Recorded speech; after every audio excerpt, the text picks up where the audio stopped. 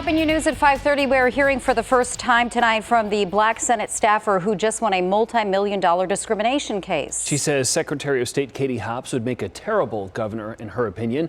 Our political editor, Dennis Welch, is in our newsroom tonight with this interview. Dennis? Yeah, and two federal juries have found that Talonya Adams was discriminated and retaliated against when she was fired 7 years ago, shortly after raising concerns after pay disparities. And the jury awarded her $2.5 million in damages. Now, Adams says Hobbs is still failing to take full responsibility for her dismissal and is not the right person to lead the state as governor.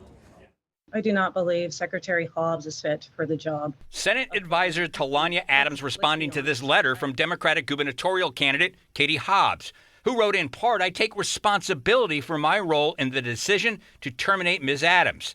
That this decision on my part was not based on gender or race." I don't think that the letter takes responsibility at all. It's like one sentence saying she takes responsibility, and then it's paragraphs of, blame shifting and articulating unsubstantiated facts. Hobbs was the top-ranking Democrat in the Senate when Adams was fired and has tried to place blame on Republicans who control the legislature for her dismissal.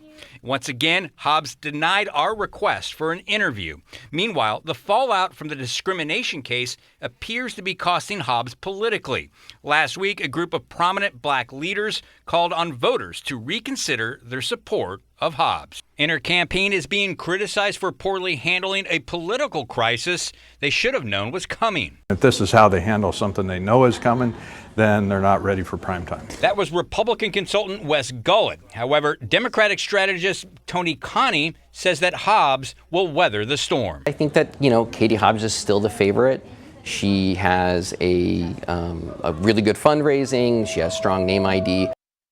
That jury sent a strong message by awarding Adams a $2.75 million in that judgment. However, under federal law, that will be capped at $300,000. In the newsroom, Dennis Welch, Arizona's Family.